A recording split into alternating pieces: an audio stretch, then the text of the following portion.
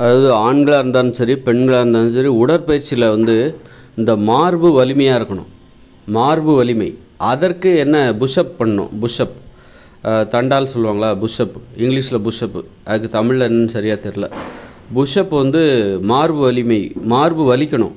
நம்ம உடற்பயிற்சி செய்யும்போது புஷ்அப் வந்து அது யோகாசனம் அப்படிங்கிறது வந்து இது வந்து இதுவும் உடற்பயிற்சி தான். இயற்கையான கருவிகள் உதவி இல்லாமல் நாம் செய்யக்கூடிய பயிற்சி எல்லாமே இயற்கையானது தான்.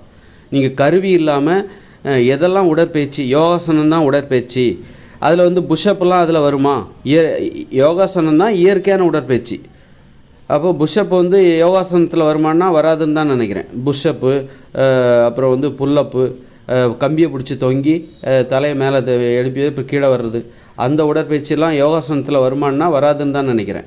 யோகாசனங்கிறது அது வேறு, கஷ்டப்படாமல் வேறு மாதிரியான கஷ்டம் நிறைந்த ஒரு பயிற்சி, எல்லா வயதினரும் செய்யக்கூடிய ஒரு பயிற்சி. அப்போ வந்து புஷ்அப்புங்கிறது யோகாசனத்தில் வராது. ஆனால் இயற்கையான உடற்பயிற்சின்னு ஒன்று இருக்குது. இப்போ கருவிகளை தூக்கிட்டு நீங்கள் எடையை தூக்கிட்டு 10 கிலோ தூக்கிட்டு நீங்கள் செய்கிறீங்கன்னா அது வந்து செயற்கையான உடற்பயிற்சி. கருவிகள் உதவி இல்லாமல் நீங்கள் செய்யக்கூடிய அத்தனை உடற்பயிற்சியும் இயற்கையானது தான், இயற்கையால் அனுமதிக்கப்பட்டது. ஏன்னா கருவியை தூக்கி நீங்கள் உடற்பயிற்சி செய்யாதீங்க. கருவியை தூக்காமல், எடையை தூக்காமல், வெயிட்டை தூக்காமல் நீங்கள் உடற்பயிற்சி செய்யணும். அந்த உடற்பயிற்சி எல்லாமே வந்து, அதாவது வெயிட்டை தூக்கக்கூடாதுன்னா, இப்போ நம்ம புஷ்அப் பண்ணும்போது நம்ம உடம்பு வெயிட்டை நாம் தூக்குறோம், நம்ம கையால் நம்ம உடம்பு வெயிட்டை தூக்குறோம். அப்படிங்கும்போது அது நம்ம உடம்பு தானே. நம்ம எக்ஸ்ட்ரா ஒரு கையில் ஒரு 20 கிலோ இரும்பு ராடை வச்சு நம்ம தூக்கிட்டு இரும்பை தூக்கிட்டு அப்படி உடற்பயிற்சி செய்யலாம்ல. நம்ம உடம்பு தான் நம்ம தூக்குறோம். ஆக வந்து அது ஒரு இயற்கையான உடற்பயிற்சி தான். நம்ம உடம்பு தூக்கி நம்ம செய்கிறோம். நம்ம உட்காந்து எந்திக்கிறோன்னா என்ன அர்த்தம்? நம்ம கால் வந்து நம்ம உடம்பை தூக்கி உட்காந்து எழுந்திருக்கிறது, அதுதானே அது. அப்படிங்கும்போது அது இயற்கையானது தான். எது செயற்கையான உடற்பயிற்சினாக்கா, நீ வந்து கையில் வெயிட்டை தூக்கிட்டு எடையை தூக்கிட்டு உட்காந்து எந்திக்கிறது, அது வந்து செயற்கையான உடற்பயிற்சி. அது வந்து இயற்கையால் அனுமதிக்கலை, அது ஆபத்து நிறைந்தது, அது நல்ல உடற்பயிற்சி கிடையாது. இப்போ வந்து 10 கிலோ 20 கிலோ ராடெல்லாம் தூக்கிட்டு கம்பியில் 2 பக்கமும் இந்த பக்கம் ஒரு 10 கிலோ, இந்த பக்கம் ஒரு 10 கிலோ போட்டு அதை தூக்குறது. ஜிம்மில் போனால் நிறைய ஒரே எடையை தூக்குறது தான். ஜிம்முனால என்ன, பழு தூக்குகிற எக்ஸசைஸ், உடற்பயிற்சி. அது வந்து செயற்கையானது, ஆபத்து நிறைந்தது, கண்டிப்பாக அது பண்ணக்கூடாது. அதே நேரத்தில் நம்ம வந்து புல்லப்ஸ் பண்ணலாம். நம்ம உடம்பே நம்ம தூக்குறோம், புல்லப்ஸ் பண்ணலாம். நம்ம ஒல்லியாக இருந்தால் நம்ம புல்லப்ஸ் பண்ணுறது ரொம்ப ஈஸி. அது மாதிரி ஒரு கம்பியை பிடிச்சி தொங்கிக்கிட்டு அதுக்கு நம்ம கம்பி தேவைப்படுது, அல்லது கம்பி தேவைப்படுது, ஒரு மரம் தேவைப்படுது. அது கூட வந்து இது வந்து நமக்கு நிலம் தேவைப்படுகிறது. நிலத்தை ஊனிட்டு தான் நம்ம உடம்பை நம்ம தூக்குறோம். அது வந்து மேலே ஒரு கம்பியை பிடிச்சிக்கிட்டு நம்ம உடம்பை தூக்கி கீழே கொண்டு வரோம். இது வந்து இயற்கையான உடற்பயிற்சியா? ஏன்னா மேலே தொங்குறதுக்கு ஒரு கம்பி தேவை, அல்லது மரக்கிளை தேவை. அப்படின்னா நம்ம வந்து மரக்கிளையை சார்ந்து தான் அந்த புல்லப்ஸை நம்ம பண்ணுறோம். புஷ்அப்புங்கிறது என்னது, நமக்கு நிலம் தேவை, நிலத்தில் அப்போ உட்காந்துக்கிட்டு தான் ஒரு யோகாசனம் பண்ணுறோம். அதனால் இதை வந்து நம்ம புல்லப்ஸை என்னால் வந்து கண்டிப்பாக இயற்கையான உடற்பயிற்சின்னு சொல்ல முடியாது. இயற்கையான உடற்பயிற்சினா என்ன, செயற்கையான உடற்பயிற்சினா என்னென்னாங்க, பிற பொருட்களோட உதவி இல்லாமல் ஒரு எடையை தூக்காமல் யோகாசனங்கிறது ஏன் இயற்கையான உடற்பயிற்சி அப்படின்னா, எந்த எடையுமே நம்ம தூக்கலை, எந்த ஒரு பொருளோட உதவியும் நமக்கு தேவையில்லை. நம்ம உடம்பை வளைச்சி நம்ம ஒரு உடற்பயிற்சி செய்கிறோம், நம்ம உடம்பை வளைச்சி ஒரு உடற்பயிற்சி செய்கிறோம். அதனால் நிலத்தில் நம்ம உட்காந்துக்கிட்டு பண்ணுவோம், படுத்துக்கிட்டு பண்ணுவோம். ஆக நம்ம நிலத்தில் தான், ஆகாயத்தில் பறந்துக்கிட்டு ஒரு யோகாசனத்தை பண்ண முடியாது. எந்த ஒரு பயிற்சியும் நம்ம ஆகாயத்தில் நடக்க முடியாது. அதே மாதிரி புஷ்அப்புங்கிறது நம்ம நிலத்தில் ஊனிக்கிட்டு நம்ம உடம்பை தூக்கி திரும்ப தரையை கொண்டு வந்து பண்ணுறோம். அப்படின்னா அது ஓரளவுக்கு இயற்கையான உடற்பயிற்சின்னு தான் நான் நினைக்கிறேன். ஏன்னா மார்பில் ஒரு வலி இருக்கணும். ஆணோ பெண்ணோ சரி, மார்பில் வலிமை இருக்க வேண்டும். மார்பு வந்து அதில் வலிமை இல்லாமல் இருக்கக்கூடாது, அதில் ஒரு வலி இல்லாமல் இருக்கக்கூடாது. வலியின் தன்மை தான் வலிமை. அதில் வலிமை இருக்குன்னா, வலிமை இருந்தால் தான் நமக்கு அந்த உடம்பு உறுதியாக இருக்கும். வயிற்றுலையும் சரி, மார்பில் குறிப்பாக மார்புக்கு ஒரு வலிமையை தரக்கூடிய ஒரு பயிற்சி தான் புஷ்அப்பு வந்து நம்ம பண்ணும்போது மார்புக்கு ஒரு வலிமை அதன் மூலமாக தான் கிடைக்கும். வேறு எந்த ஒரு பயிற்சியும் நம்ம செஞ்சாக்கா அந்த மார்புக்கு அந்த வலிமை கிடைக்காது, புஷ்அப் மூலமாக தான் அது கிடைக்கும். அதனால் வந்து புஷ்அப்பு அந்த ஆண்கள் பெண்கள் இருவருக்குமே அந்த மார்பில் வலிமை இருக்க வேண்டும். மார்பு வந்து தளர்ந்து தொங்கிக்கிட்டு வலிமை இல்லாமல் இருந்தால் அது நல்லது கிடையாது. ஒரு நிமிர்ந்து ஒரு மன உறுதிக்கு, உடல் உறுதிக்கு, ஒரு சிறப்பான ஆளுமை திறனை வளர்த்து கொள்ள வேண்டும் என்றால் ஒரு உடம்பு அழகு இருக்குது, ஒரு உடம்பு அழகாக இருக்கணும், ஆரோக்கியமாக இருக்கணும். இதெல்லாம் வந்து அந்த மார்பு எல்லாம் வலிமையாக இருக்கணும். அதுக்கு வந்து இந்த புஷ்அப்பு பயிற்சி வந்து ரொம்ப இதாக இருக்குது. அதனால் கட்டாயம் தவிர்க்கக்கூடாத ஒரு உடற்பயிற்சி எதுனா அந்த புஷ்அப்.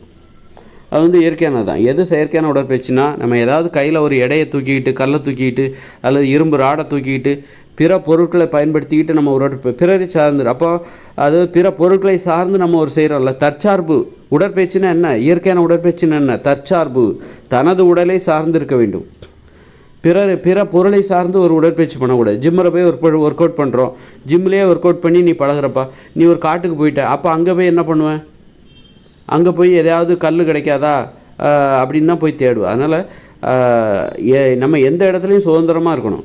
எந்த இடத்துலையும் நம்ம நீ ஜிம்மில் ஒர்க் அவுட் பண்ணுறது தான் உடற்பயிற்சி, யோகாசனம்லாம் உடற்பயிற்சி கிடையாதுன்னா, உனக்கு உடற்பயிற்சி செய்கிறதுக்கு எப்போவுமே ஜிம்மு தேவை. ஜிம்முக்கு போனால் தான் நீ பண்ணுவேன். வெளியூருக்கு போனால் நீ பண்ண மாட்ட, ஒரு காட்டுக்கு போனால் நீ பண்ண மாட்ட. ஏன்னா உனக்கு ஜிம்மு அங்கே இல்லை. அதனால் அப்படி ஒரு காரணத்தை சொல்லி நீ உடற்பயிற்சியே பண்ண மாட்ட. எங்கே போனாலும் நீ உடற்பயிற்சி பண்ணணும் அப்படின்னா நீ உன் உடம்பை தான் நம்பணும். நீ மற்ற பொருளை நம்பினாக்க, ஒரு பொருளை தூக்கிக்கிட்டு நீ உடற்பயிற்சி செய்கிறதான் உடற்பயிற்சி நீ நம்பினா எங்கே போனாலும் நீ பண்ண முடியாது உடற்பயிற்சி. அதனால் எது செயற்கையான உடற்பயிற்சி, எது இயற்கையான உடற்பயிற்சின்னா, தற்சார்பு.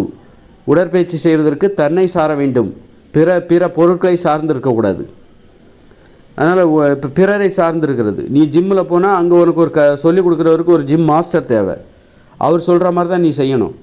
அப்போ நீ இன்னொருத்தரை சார்ந்திருக்கிற. அதனால் வந்து நீ ஒன்றை சார்ந்திருக்கணும். நீ அப்போ எளிதான உடற்பயிற்சி செய். கடினமான உடற்பயிற்சி செய்யும்போது தான் உனக்கு ஜிம் மாஸ்டர்லாம் தேவை. இன்னொருத்தர் சொல்கிறபடி செய்யணும். நீ சொல்லாமல் எனக்கு எல்லாம் தெரியும் நீ பண்ணன்னா ஏதாவது எடையை தூக்கி இடுப்பெலும்பு ஏதாவது முறுக்கிக்கும், ஏதாவது பாதிப்பு ஏற்படும், முதுகெலும்பில் ஏதாவது ஒரு பாதிப்பு ஏற்படும், தப்பாக. அதனால் ஜிம் மாஸ்டர்னு ஒருத்தர் உனக்கு தேவை. அந்தளவுக்கு ஆபத்து நிறைந்த ஒரு பயிற்சி இது. அப்போ பிறரை சார்ந்து தான் நீ அதை செய்யணும். பிற பொருட்களையும் சார்ந்திருக்கணும். உனக்கு பண்ணுறதுக்கு உனக்கு வந்து இரும்பு ராடு வேணும், வெயிட்டுலாம் தேவை, அந்த கம்பி, அதில் ஒரு வட்டமான rod 10 kilo 5 kilo 10 kilo 20 kilo அப்படின்னு ராடெல்லாம் தேவை. இப்படி அதெல்லாம் இருந்தால் தான் அதான் பிறரை சார்ந்து பிற பொருட்களை சார்ந்து செய்கிற பிற சார்பு உடற்பயிற்சி. அது செயற்கையான உடற்பயிற்சி. அது வந்து ஆபத்தானது. அது என்றைக்குமே நல்லது கிடையாது. அது வந்து செயற்கையானது, அது நிலையற்றது. அது இயற்கையான உடற்பயிற்சின்னா என்ன? நம்மளை நம்பணும், நம்ம உடம்பை நம்பணும், பிற பொருட்களை நம்பக்கூடாது, மற்றவங்கள நம்பக்கூடாது. நமக்கு ஒரு யோகாசனம் கற்றுக் கொடுக்குறதுக்கு ஒரு மாஸ்டர் தேவையில்லை. எப்போ யோகாசனம் கற்றுக் கொடுக்குற ஒரு மாஸ்டர் நமக்கு தேவைன்னா, கஷ்டமான யோகாசனத்தை நீ பண்ணுனா அதுக்கு மாஸ்டர் தேவை. அப்படி பயங்கரமாக உடம்பை திருகி தலைகளை நின்றுக்கிட்டு ஒத்த காலை நிப்பாட்டிக்கிட்டு அப்படியெல்லாம் பண்ணக்கூடாது. யோகாசனத்துலேயும் ரொம்ப உயிரை பணைய வச்சு யோகாசனம் பண்ணாத. உயிர் வாழ்கிறதுக்கு தான் யோகாசனம் பண்ணனாலே அவன் செத்து போயிட்டான், ரொம்ப ரிஸ்க்கான யோகாசனத்தை பண்ணி தலைகளை நிற்கிறேன்னு சொல்லிட்டு ஒத்த கையை ஊனிக்கிட்டு தலைகளை நின்று திருகி யோகாசனம் பண்ணுறேன்னு சொல்லி கடைசியில் செத்து போயிட்டாருன்னு அந்த பேர் வந்துடக்கூடாது. யோகாசனத்துக்கே கெட்ட பேர் வந்துடும்.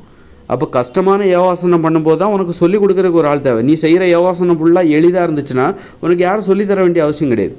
உயிரை பணையமாக வைக்கிற யோகாசனத்தை கற்றுக் கொடுக்குறதுக்கு தான் உனக்கு ஆசிரியர் தேவையில்லையே தவிர, நீ உயிரை பணையமாக வச்சு யோகாசனம் பண்ண வேண்டிய அவசியம் இல்லை. ரொம்ப எளிது. இதை செய்கிறதுக்கு உனக்கு யாரும் சொல்லித்தர வேண்டிய தேவையில்லை. அப்படிங்கிற யோகாசனத்தை நீ போய் பண்ணு. அப்படிப்பட்ட யோகாசனத்தை பண்ணுறதாக இருந்தால் உனக்கு வந்து யாருமே மாஸ்டர் தேவையில்லை. வாழ்க்கை அப்படி தான். வாழ்க்கை வந்து இப்போ பெரிய ஒருத்தர் சொல்லிக் கொடுக்கணும், நீ தனியாக வாழ முடியும் அப்படின்னா வாழ்க்கை ரொம்ப கடினமான விஷயத்தை தான் நம்ம யாராவது கற்றுக் கொடுக்கணும். வாழ்க்கை எளிதாக இருந்துன்னு வச்சுக்கோங்களேன், நாம தான் வாத்தியார், நாம தான் ஸ்டூடெண்ட்டு, நமக்கு நாமளே ஸ்டூடெண்ட்டாக இருக்க வேண்டிய அந்த அளவுக்கு எல்லாருமே வாத்தியார் ஆகிடலாம். எல்லாருமே அது வாழ்க்கை எளிதாக இருந்துச்சுன்னா எல்லாருமே வாத்தியார் ஆகிடலாம், எல்லாருமே டீச்சர் ஆகிடலாம், எல்லாருமே ஸ்டூடெண்ட், எல்லாருமே டீச்சர்.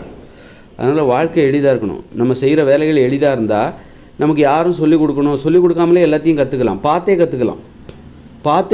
ஒரு விஷயத்த பார்த்தே கற்றுக்கணும். அதுதான் எளிதின் எளிமையின் எல்லை எதுனா பார்த்தே கற்றுக்கணும். நீ வந்து இன்றைக்கி புத்தகத்தை படித்து 10-15 வருஷம் படித்தா தான் இன்றைக்கி ஒரு தொழிலை செய்கிற. 10-15 வருஷம் 20 வருஷம் இளங்கலை பட்டம் முதுகலை பட்டம் இதெல்லாம் செஞ்சால் தான் கடைசியில் நீ ஒரு தொழிலை செய்ய முடியும். அப்படின்னா அந்த தொழில் கடினமானது. ஒரு தொழில்னா எது? பார்த்த உடனே கற்றுக்கணும். ஒரு வயசில் 2 வயசில் பார்த்த உடனே கற்றுக்கணும். அப்படிப்பட்ட தொழில் தான் எளிமையான தொழில். அந்த தொழில் தான் என்ன தொழில்? விவசாயம். காய்கறிகள் பழங்களை உற்பத்தி செய்வது. செடியை நடுற, தண்ணியை ஊற்றுற, உரம் போடுற, காய்க்குது, பறித்து சாப்பிட்ற, முடிஞ்சு போச்சு. இதை பார்த்தே கற்றுக்கலாம். இதுக்கு போய் நீ பள்ளிக்கூடத்தில் எது கற்றுக்கிற? அப்போ இந்த மாதிரி வாழ்க்கையும் அப்படி தான். ஒரு குடிசையை கட்டுறது பார்த்தாலே குடிசையை கட்டுறது கற்றுக்கலாம். ஆனால் ஒரு காங்கிரீட் வீடு பழகணும், பயிற்சி பெறணும். ஒரு கொத்தனார்கிட்ட சித்தாளாக இருந்து பயிற்சி பெறணும். ஒரு இன்ஜினியர்கிட்ட அவர் சொல்கிறதெல்லாம் கற்றுக்கிட்டால் தான், பல வருஷம் கற்றுக்கிட்டால் தான் நீ அந்த தொழிலை செய்ய முடியும். ஆனால் ஒரு குடிசை கட்டுறதுக்கு நீ பார்த்தாலே கற்றுக்கலாம். அதுதான் எளிமையின் எல்லை எது அப்படின்னா பார்த்தாலே கற்றுக்கலாம். ஒரு தடவை 2 தடவை 3 தடவை பார்த்தாலே கற்றுக்கலாம். அதுதான் எளிமை. அப்படி இருக்கணும் வாழ்க்கைன்னா அப்படி தான், பார்த்தாலே கற்றுக்கலாம். பயிற்சி பெறணும், போய் கிளாஸு டியூஷன் இப்படி போய் பயிற்சி எடுத்தால் தான் நீ அதை கற்றுக்க முடியும். பல வருஷம் பயிற்சி பண்ணால் தான் நீ கற்றுக்க முடியும். அப்படின்னா அது கடினமானது, அது ஆபத்தானது, அது நல்லதே கிடையாது. அது என்றைக்கு அழிவு தான் உண்டு பண்ணும். எது எளிதாக இருக்கோ அதுதான் உனக்கு பாதுகாப்பானது. இப்போ பல வருஷம் பயிற்சி எடுத்தால் தான் ஒரு கட்டடத்தை கட்ட முடியும். அந்த கட்டடம் தான் ஒரு நிலநடுக்கம் வந்தால் இடிஞ்சு விழுந்துடும்.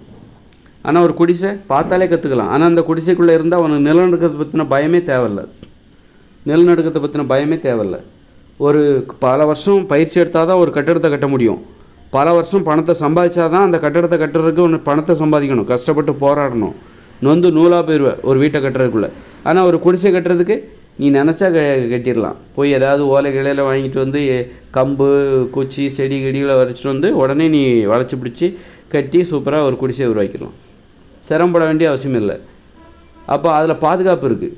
ஒரு கட்டிடத்தை கட்டுறதுக்காக நீ அந்த ஒரு வீட்டை கட்டணும், காங்கிரீட் கட்டடம் கட்டணும், அதுக்காக நிறைய பணத்தை சம்பாதிக்கணும். அதுக்காக நீ வந்து கஷ்டப்பட்டு சம்பாதிச்சு உயிரை பணயமாக வச்சு உழைச்சி ஓடா தேயிற அளவுக்கு உழைச்சி ஆபத்துகள், நீ அதுக்குள்ளே வந்து விபத்துகளில் மாட்டலாம், ரோடு ஆக்சிடெண்ட்டில் சாவலாம். இதிலெல்லாம் தப்பிச்சு வந்து நீ பணத்தை சேர்த்து கரை சேர்ந்து ஒரு வீட்டை கட்டி முடிக்கிறதுக்குள்ளே போதும்னு ஆயிரும். அது இடையில நீ அதான் வீட்டை கட்டி முடிக்கிற அதுவும் அந்த அளவுக்கு. அதனால் எதுவுமே கஷ்டப்பட்டு நம்ம வாழ்ந்தோம் அப்படின்னா அதில் அழிவு தான் வரும். நம்ம கஷ்டப்பட்டு வாழ்கிறோம். இந்த இயந்திர அறிவியல் உலகங்கிறது கஷ்டப்பட்டு வாழ்கிற ஒரு வாழ்க்கை. அதனால தான் நோய்களால் ஒரு வருஷம் கோடிக்கணக்கான பேர் செத்து போகிறாங்க. விபத்துகளால் 10 லட்சம் பேர் சாகுறாங்க. விபத்துகளால் 10 லட்சம் பேர் உடல் ஊனமடைகிறார்கள். குற்றங்கள் இங்கே நிறைய நடக்கு. இந்த உலகம் கஷ்டமானது. கஷ்டப்படுத்தி வாழும்போது எல்லாராலையும் முடியாது. அப்போ குறுக்கு வழியில் போவாங்க. அந்த கஷ்டப்பட்டு வாழும்போது அந்த கஷ்டமே இன்றைக்கி வாகனங்களில் போகிறோம். கஷ்டப்பட்டு தான் அந்த வாகனங்கள் போகுது. வாகனங்களை உருவாக்குவதற்காகவும் ரோடெல்லாம் போட்டு கஷ்டப்பட்டு அந்த வாகனத்தை இயக்கி ஒரு ஊர்லேருந்து இன்னொரு ஊருக்கு போகிறோம். ரோடு ஆக்சிடென்ட் நடக்குது. கஷ்டப்பட்டு தானியங்களை சமைக்கிறோம். தானியங்களை உற்பத்தி பண்ணி அதை அந்த இட்லி மாவெல்லாம் அரைச்சி சோறெல்லாம் பொங்கி அதுக்கான வெவ்வேறு நாடுகள்லேருந்து இறக்குமதி பண்ணி மளிகை சாமான்லாம் இறக்குமதி பண்ணி கேஸ் எல்லாம் இறக்குமதி பண்ணி சவுதி அரேபியாவிலேருந்து கேஸை கொண்டு வந்து இட்லி கொப்பரைக்கு வந்து அதுக்கு ஒரு தொழிற்சாலை, கேஸ் அடுப்பு செய்கிறதுக்கு அதுக்கு ஒரு தொழிற்சாலை, அதெல்லாம் லாரியில் கொண்டு வரணும், லாரியை தயாரிக்கிறதுக்கு ஒரு தொழிற்சாலை. இப்படி கஷ்டப்பட்டு தான் ஒரு இட்லியை நீங்கள் சுடுறீங்க. கஷ்டப்பட்டு தான் ஒரு பூரியை நீங்கள் சுடுறீங்க. ஒரு பூரியை சுடுறதுக்கு சாதாரண வேலை கிடையாது. பூரின்னா இதை போட்டால் உப்பிரும், அதுதான் பூரி, ஈஸி தானேன்னு நினைக்காதீங்க. அந்த சுடுறதுக்கு கேஸ் எங்கேருந்து வருது? அரேபியாவிலேருந்து வருது. எது கொண்டு அரேபியாவிலேருந்து என்ன பறந்தா வருது கேஸு? அது லாரியில் தான் லாரியில் கப்பலில் வருது. கப்பலை கட்டுறதுக்கு ஒரு தொழிற்சாலை, அந்த லாரியில் கொண்டு வரக்கு அது ஒரு தொழிற்சாலை, லாரியை உருவாக்கணும். இப்படி பயங்கர கஷ்டப்பட்டு தான் நீங்கள் ஒரு இட்லியை சாப்பிட்றீங்க. ஒரு இட்லியை வந்து கஷ்டப்பட்டு சாப்பிட்டுட்ருக்கீங்க. அந்த இட்லியை சாப்பிட்டா அப்புறம் நோய் தான் வரும். பூரியை சாப்பிட்டா பரோட்டாவை சாப்பிட்டா நோய் தான் வரும். இப்படி கஷ்டப்பட்டு தான் ஒரு பரோட்டாவை நீங்கள் சாப்பிட்றீங்க. பயங்கர கஷ்டப்படுறீங்க. ஆனால் ஒரு கொய்யாப்பழம் மரத்தில் ஒரு செடியை நடுறீங்க, அது வளருது, தண்ணி ஊற்றுறீங்க, அதில் ஒரு கொய்யாப்பழம் பறிக்கிறீங்க, சாப்பிட்றீங்க, முடிஞ்சு போச்சு. அந்த கொய்யாப்பழத்தை சாப்பிட்டா உங்களுக்கு நோய் வராது. ஆனால் அவ்வளோ கஷ்டப்பட்டு ஒரு இட்லியை சாப்பிட்டீங்க, ஆனால் உங்களுக்கு நோய் தான் வந்துச்சு. அவ்வளோ கஷ்டப்பட்டு ஒரு இட்லியை சாப்பிட்டீங்க, பிரியாணி சாப்பிட்டீங்க, பரோட்டா சாப்பிட்டீங்க, பூரி சாப்பிட்டீங்க, கடைசியில் என்ன ஆகுது? உடம்புல நோய் வந்து செத்து போயிடுறீங்க. ஆனால் ரொம்ப ஈஸியாக உங்களுக்கு ஒரு கொய்யாப்பழம் கிடச்சிரும். ஆனால் அதில் ஆரோக்கியம், நோய் வராது. அதனால் கஷ்டப்பட்டால் தான் உயர்வுன்னு நினைக்காதீங்க. கஷ்டப்பட்டு அளவுக்கு அதிகமாக கஷ்டப்பட்டிங்கன்னா அது அழிவு தான். ஒரு கஷ்டத்துக்கும் ஒரு அளவு இருக்குது. ஈஸியாக ஒரு கொய்யா மரத்தை வளர்க்குறதுலேயும் ஒரு கஷ்டம் இருக்குது. ஒரு மாமரத்தை வளர்க்குறதுலேயும் ஒரு கஷ்டம் இருக்குது. அந்த கஷ்டம் எளிமையான கஷ்டம். கஷ்டங்கிறது கஷ்டமே இல்லாமல் ஒரு வாழ்க்கை இல்லை. அதனால் கஷ்டமும் எளிதான கஷ்டமாக இருக்கணும். நீ ரொம்ப கஷ்டப்பட்டனா அது உனக்கு அழிவு தான் தரும். கேஸ் அவ்வளோ தூரம் கொண்டு வர, அரேபியாவிலேருந்து கொண்டு வந்து தான் ஒரு இட்லியை சுடுற, அப்படி பார்த்து பணத்தை எப்படியெல்லாம் போய் அந்த கேஸ் கொண்டு வரும்போது லாரியில் அடிபட்டு நிறைய பேர் செத்து போயிடுறாங்க. ரோடு ஆக்சிடெண்ட், போக்குவரத்து வாகனங்கள், இப்படி கஷ்டப்பட்டு வாழ்கிறனால தான் நாம் நிறைய பேர் சாப்பிட்றாங்க. கஷ்டப்பட்டு நோயால், விபத்துகளால், குற்றங்களால். இந்த வாழ்க்கை கஷ்டங்கும் போது தான் திருடுறாங்க. கஷ்டம், பணத்தை சம்பாதிக்கணும், நம்மளால் முடியாது, ஈஸியாக சம்பாதிக்கலாம், வா திருடிடுவோம், கொலை செஞ்சுருவோம், அது காசு கொடுப்பாங்க. இந்த மாதிரி குற்றங்கள் நிகழ்வதற்கு இந்த வாழ்க்கை கஷ்டமாக போனதுனால தான் காரணம். வாழ்க்கை ரொம்ப ஈஸிப்பா அப்படின்னா யாருமே வந்து திருட மாட்டாங்க. ரொம்ப ஈஸியாக இருக்கணும். அது எங்கள் இயற்கையோடு இணைந்த மனித வாழ்க்கை தான். 2040 பிறகு வருதில்ல, அந்த இயற்கையோடு இணைந்த மனித வாழ்க்கை என்பது ரொம்ப ஈஸி. அந்த ஈஸியான அங்கே பணமே கிடையாது. ஈஸிப்பா, எதுக்குப்பா, நேர்மையாக இருந்துட்டு போகலாமே. பார்த்திங்கன்னா அந்த காடுகளில் வசிக்கிற மக்கள் பார்த்திங்கன்னா ரொம்ப நேர்மையாக இருப்பாங்க. அவங்கள யாராவது திருடன்னு சொன்னாலும் ரொம்ப கோவம் வரும் அவங்களுக்கு. ஏன்னா அவங்க எளிமையானவங்க, அவங்க ஆசைப்பட மாட்டாங்க, அவங்க குடிசையில் வாழணும்னு ஆசைப்படுறாங்க. அதனால் அவங்களுக்கு வந்து இந்த கெட்ட குணமே இருக்காது.